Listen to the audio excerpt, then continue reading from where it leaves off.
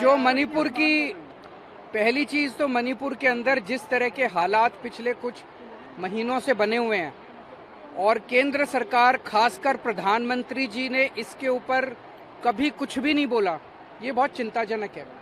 कोई कार्रवाई नहीं की गई इस बारे में। और कोई दूसरी चीज, जो कल वीडियो पूरा वायरल हुआ जिसमें दो बहनों को जिस तरह से निर्वस्त्र करके उनको परेड किया गया और उनके साथ सामूहिक तौर पे गलत काम किए गए, उससे पूरा देश की आत्मा झकझोर दी है उन वीडियोस ने। पता चला कि वो वीडियो अभी के नहीं है, 2.5 महीने पहले के हैं और 2.5 महीने के अंदर वहाँ की सरकार ने इस बारे में कुछ भी नहीं किया। ये बेहद शर्मनाक है, ये क्रिमिनल है, ये आपराधिक मामला बनता है।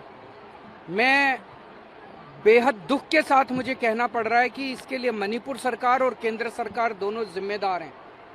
अक्सर देखने में आया है कि इस तरह के जब भी कभी देश में वाकया होते हैं तो प्रधानमंत्री जी चुप्पी साध लेते हैं। ये एक कमजोर लीडर की निशानी है।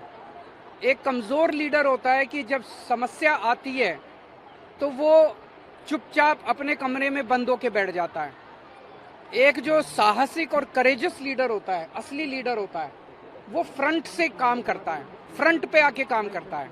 जब कोई मुसीबत होती है तो फ्रंट पे दिखाई देता है नेता। ऐसा नहीं होता कि मुसीबत आने पे चुप्पी साध के और अपने कमरे के अंदर बंद होके बैठ जाओ।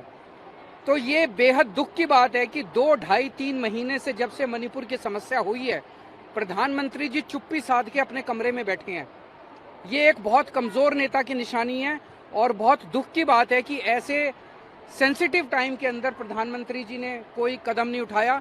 अगर समय पे कदम उठाया होता तो हमारी इन बहनों के साथ ऐसा अन्याय नहीं होता। दूसरा, मणिपुर के सीएम का ये बयान अभी मैं थोड़ी देर पहले देख रहा था कि ये एक घटना थोड़ी है, ऐसी तो बहुत घटनाएं घटी हैं। इसका मतलब तो पता नहीं कितनी बहनों के साथ ऐसा हुआ है मणिपुर के अंदर। और अगर बहुत सारी ऐसी घटनाएं घटी हैं तो उन्होंने क्या किया इस बारे में? उन्होंने क्यों नहीं पकड़ के लोगों को, जो दोषियों को जेल में डाला? वो कर क्या रहे थे अभी तक? अब जब 2.5 महीने के बाद वो वीडियो सामने आया, अब कह रहे हैं, आज बता रहे हैं एक आदमी पकड़ा गया। उस वीडियो के अंदर पता नहीं कितने लोग हैं। और जो एफआईआर दर्ज की गई है वो एफआईआर अननोन लोगों के खिलाफ। वीडियो के अंदर तो सबके चेहरे दिखाई दे रहे हैं।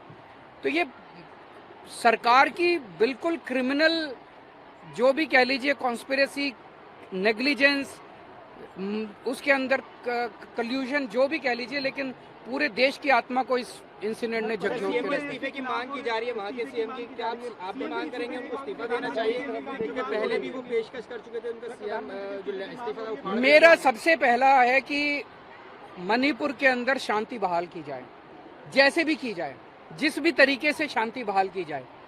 ये एक ऐसा सेंसिटिव मामला है जिसमें मैं कोई राजनीति नहीं करना चाहूंगा, लेकिन कुछ भी करके प्रधानमंत्री जी को सामने आना पड़ेगा।